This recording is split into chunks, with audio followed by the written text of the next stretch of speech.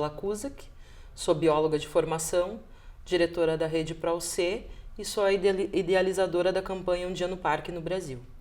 Bom, a Rede ProUC, a Rede Nacional para Unidades de Conservação, foi criada em 1998 e foi criada com essa incumbência de ajudar a fazer o projeto de lei, na época ainda em tramitação, do SNUC ser votado.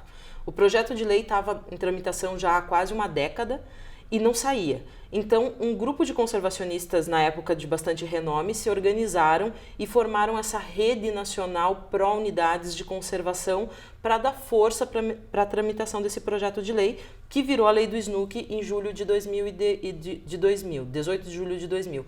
E a rede, então, antes do termo advocacy ser inventado propriamente dito, a rede já nasceu com essa vocação advocacy. É uma instituição advocacy, ou seja, de articulação em prol de uma causa, focada em unidades de conservação, especialmente as de proteção integral, porque é o que a gente acredita que em longo prazo pode trazer mais benefícios do ponto de vista de conservação da biodiversidade, né? A gente acredita que são o coração onde você tem unidade de conservação de proteção integral, você tem uma chance maior de conservar em longo prazo. Então a rede foca muito nisso. A gente defende todo o sistema, é claro, mas entendendo que o sistema é um conjunto que as áreas somadas, elas compõem um mosaico interessante de conservação da natureza. Mas se a gente tiver que escolher entre defender uma ou outra categoria, a gente vai preferir as de proteção integral, por entender que em longo prazo são elas que protegem melhor a biodiversidade, né? Dão mais garantias, por assim dizer, até do ponto de vista legal. Bom, assim, eu acredito que Parque Nacional não é um lugar, é uma experiência, né? É uma sensação, é um sentimento. Eu nunca entrei num parque nacional e saí imune àquela paisagem, né? Eu acho que o poder que um parque nacional, mais do que qualquer outra categoria de unidade de conservação tem, é de te conectar com aquilo que você tem de melhor dentro de você, com a tua essência. Então, o conceito, né, aquilo que o Parque Nacional traz dentro do conceito dele, que é a proteção, por exemplo, de uma beleza cênica, isso é muito transformador. A gente vive numa sociedade cada vez mais urbana, cada vez mais desconectada de si mesma e conectada 24 horas em alguma coisa. E às vezes são esses momentos no meio da natureza que trazem pra gente essa oportunidade da gente se conectar com a gente mesmo. E lembrar que a gente é natureza, né? A gente não é que a gente vai se conectar à natureza. Quando a gente está dentro de um parque nacional, a gente lembra que a gente é parte daquilo também. Então, do ponto de vista de conservação, eu posso te falar inúmeras coisas, né? Biodiversidade, importância, manutenção de serviços ambientais, de espécies de flora, de fauna, mas eu acho que foi em 2016 que o presidente Obama foi ao Yosemite e falou que o legado da nação americana, os parques nacionais eram o elo de ligação espiritual, por assim dizer, da nação norte-americana.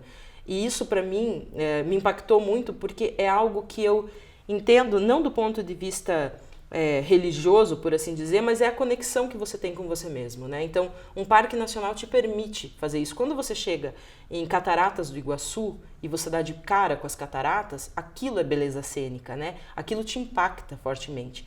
E eu nunca tive num parque nacional que eu não tivesse sentido esse mesmo impacto.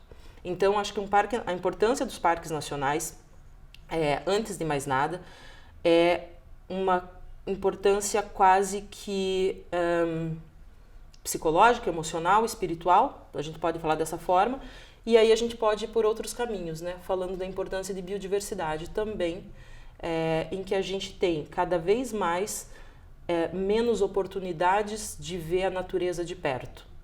Em longo prazo, o que sobram são as unidades de conservação e proteção integral, e os parques nacionais são a joia da coroa, por assim dizer. Acho que assim, é um desafio enorme a gente trabalhar na sociedade brasileira, que ainda não tem... O brasileiro gosta da natureza, né? O brasileiro, no final de semana, de sol, todo mundo vai para a praia, vai para um parque urbano. As pessoas gostam de natureza, mas as pessoas ainda não entenderam, de um modo geral, o que significa essa natureza.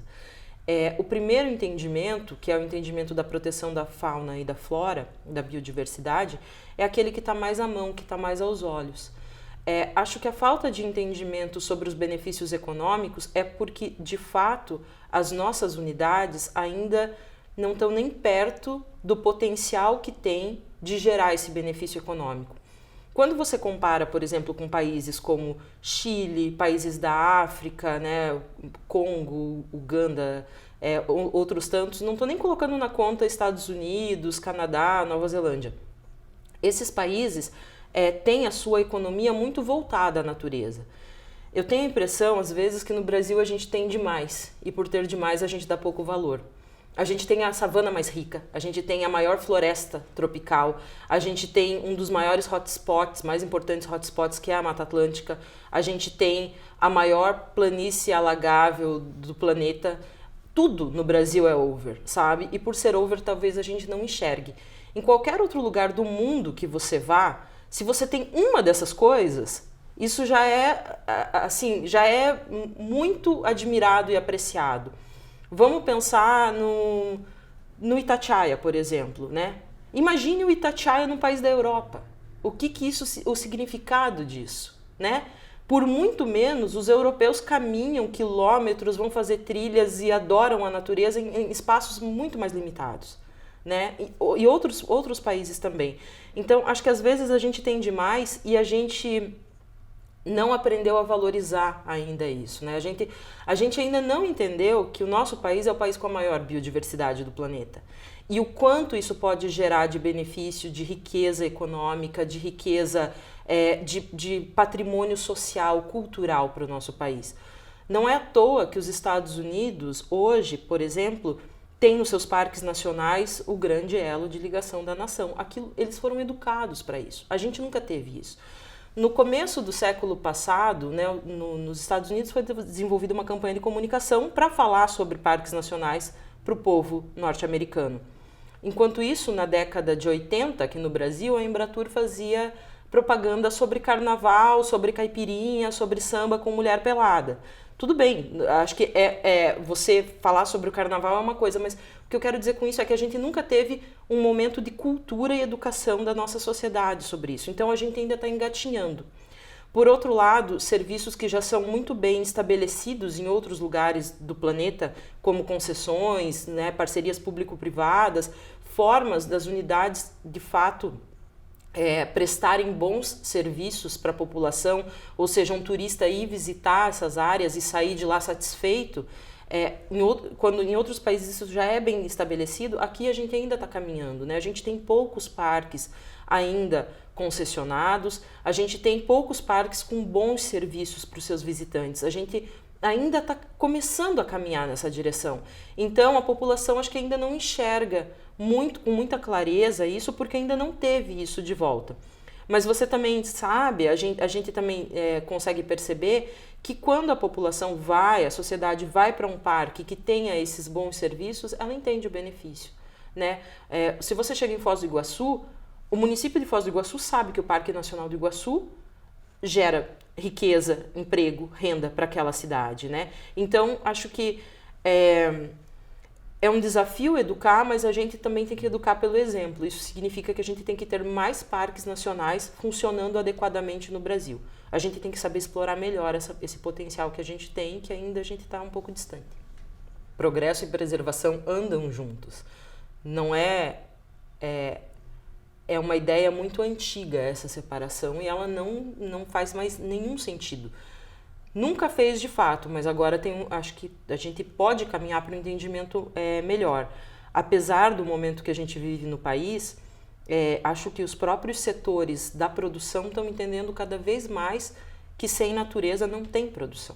Sem natureza não tem mineração, sem natureza não tem agro, sem natureza não tem turismo, sem natureza não tem nada. Se você não tiver natureza, você não tem as outras coisas funcionando. Então, assim, quando a gente fala, por exemplo, de unidades de conservação, a gente está falando da proteção de espaços previamente definidos, né?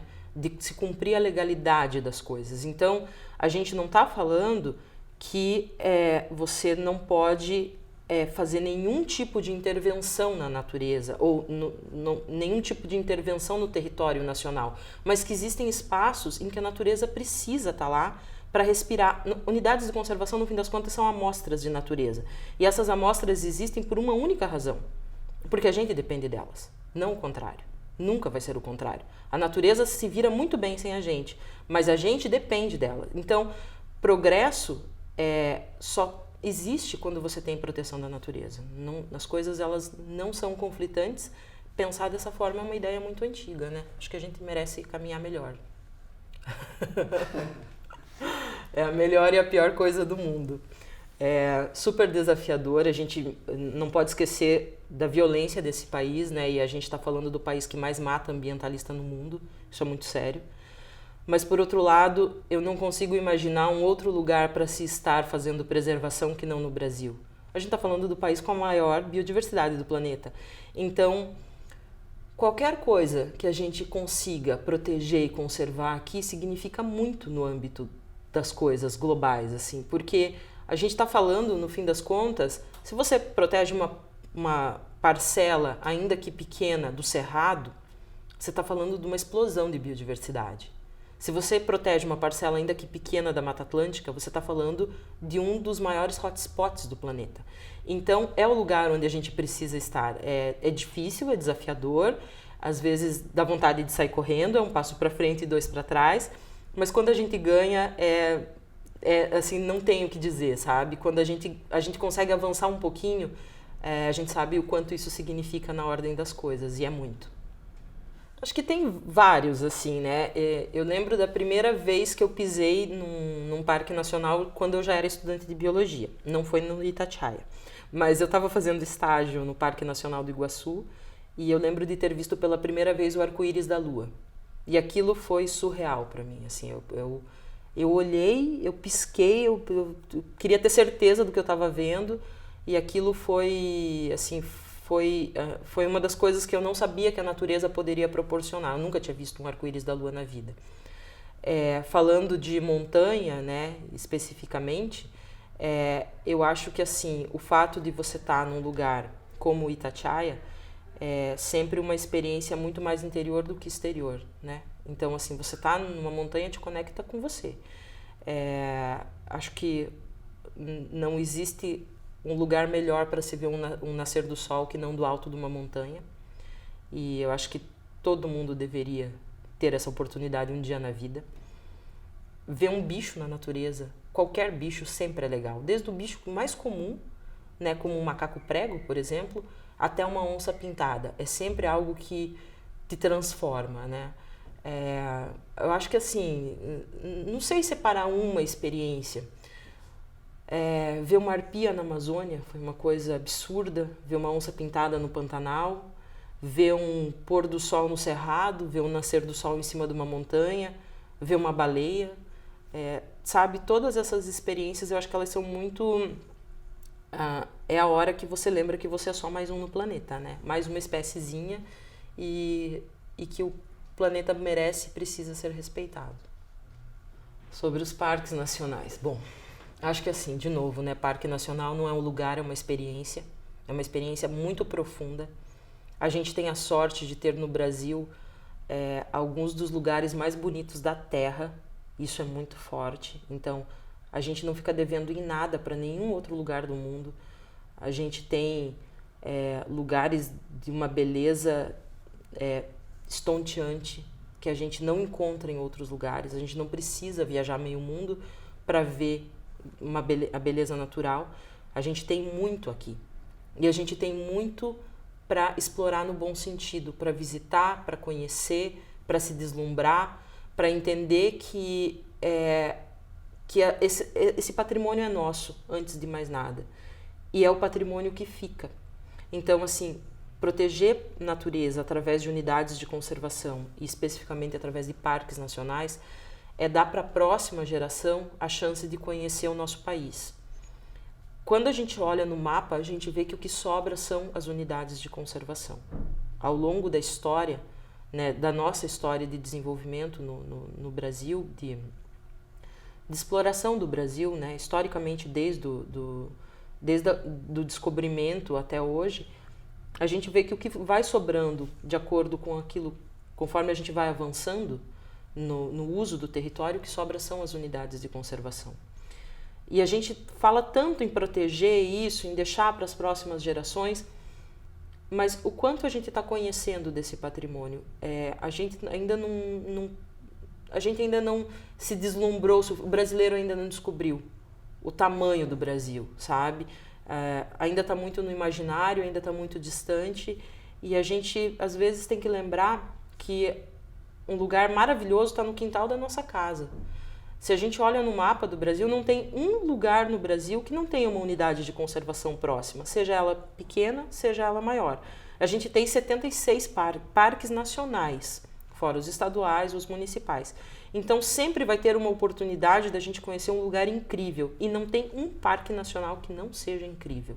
Então a gente tem que visitar mais, tem que conhecer mais, tem que explorar mais, tem que se deslumbrar mais, porque é só dessa forma que a gente vai conseguir defender, proteger e entender o tamanho disso, que é muito maior que a gente. Bom, o Instituto Semeia tem um estudo que fala que a gente tem um potencial de geração de 168 bilhões de reais em cima das nossas áreas protegidas. Muito disso em cima dos parques nacionais, porque são as áreas que permitem maior visitação. Hoje, a gente não chega a 2 bilhões de arrecadação anual, considerando todos os parques. Então, assim, a gente explora cerca de 1% do nosso potencial. Hoje, por exemplo, alguns dos parques que já recebem mais visitantes, né, que tem concessões, por exemplo, como Noronha e tantos outros, você vê que é possível aumentar o turismo sem aumentar o impacto. Você também tem vários tipos de turismo. Nem todo lugar vai ser um turismo de massa, como é na Tijuca, como é em Cataratas do Iguaçu. Alguns lugares são para ser desfrutados por poucas pessoas num percurso maior de tempo, num prazo maior de tempo. Então, assim, você tem algo como seriam os wilderness aqui no Brasil, né? A gente ainda não explora muito isso. Quando a gente pensa em turismo, a gente pensa automaticamente em ampliação de turismo em massa. E não é isso. Você tem para todos os gostos. Então, a gente tem ainda a chance de ampliar muito o turismo, a gente mal começou a explorar o turismo de natureza no Brasil. E é um dos mercados que mais crescem no mundo. O turismo de natureza cresce cerca de 20% por ano. O turismo convencional, 7%. E a gente mal começou. Então, a gente tem um poder de ampliação muito grande. A gente não tem nem 10% dos nossos parques ainda concessionados. Nem todos também estão abertos à visitação. A gente pode abrir mais parques para visitação, abrir mais parques para o turismo, ou seja, dar a chance de mais pessoas visitarem essas áreas, e isso não necessariamente significa impacto. Para isso existe manejo, para isso existe plano de manejo, para isso existe estudo de capacidade de carga, de trilhas e de outros espaços, ou seja, você pode avançar assim enormemente com esta agenda sem causar malefício para as unidades, respeitando aquilo que determina o plano de manejo, respeitando aquilo que determina a lei, né, das unidades de conservação no Brasil. Se você fizer isso dentro desse arcabouço legal, você consegue avançar muito sem comprometer as áreas. Então, assim, a gente tem pelo menos 99% de potencial não utilizado ainda, é muita coisa, sabe? E isso falando só de áreas protegidas de visitação. Fora N outras coisas, fora todo o mercado, por exemplo, que isso move no entorno, né? Com hotelaria, com gastronomia, com serviços de guias, de transporte. Ou seja, tem toda uma cadeia gigantesca que pode ser utilizada e que precisa ser utilizada. Na verdade, assim, indo um pouco além, eu acho que se a gente não avançar para essa agenda de um uso correto das unidades de conservação para o turismo, a gente não tem muitas chances de manter essas áreas em longo prazo, porque cada vez elas vão ser mais pressionadas. Cada vez você vai ter mais interesses menores, né, como empreendimentos, seja estradas, rodovias, ferrovias, hidrelétricas, mineração. Isso tudo são pequenos, são interesses muito pequenos perto do que significa uma área protegida, né, que é para o bem de todos. Uma área protegida é para toda a sociedade. Então, mas cada vez mais elas vão estar mais pressionadas e a gente só vai conseguir garantir que elas continuem existindo se elas gerarem esse benefício de volta e que vem muito através do turismo. O que a gente pode pensar em relação a benefícios econômicos é que se a gente não fizer com que as áreas gerem esses benefícios e ele vem através do turismo, as áreas vão estar cada vez mais expostas, porque elas estão sendo pressionadas, as unidades de conservação estão sendo pressionadas e vão ser cada vez mais. Seja por empreendimentos que são construídos ou que têm interesse de construção dentro das áreas, por invasões ilegais menores, ou por desmatamento, caça, extração ilegal de recursos. Tem toda uma pressão sempre em cima destas áreas. E quando a gente pensa em nos benefícios que essas áreas podem gerar para a sociedade, que obviamente são maiores que esses interesses, né, que permeiam essas ameaças, a gente tem que pensar que o turismo ele é um dos principais mecanismos que podem fazer com que as áreas, então, gerem benefício para a sociedade, né? Quando você tem a implementação adequada do turismo, você está, em primeiro lugar, gerando benefício econômico. Em segundo lugar, o papel do turista dentro da unidade de conservação, que pode ser um inibidor desses delitos menores. E, finalmente, a própria educação do turista, que vai se sensibilizar, vai conhecer essas áreas e vai se deslumbrar com essas áreas e aí vai voltar para casa com uma outra concepção de conservação da natureza.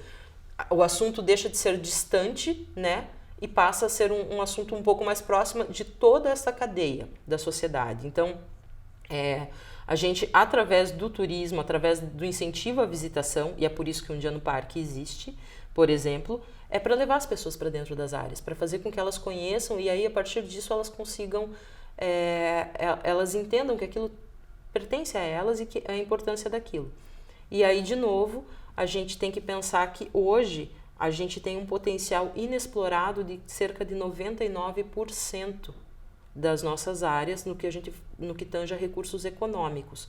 O Brasil arrecada cerca de 2 bilhões de reais por ano através do turismo em unidades de conservação, sendo que os estudos, por exemplo, do Instituto Semeia, apontam que a gente tem um potencial de 168 bilhões de arrecadação.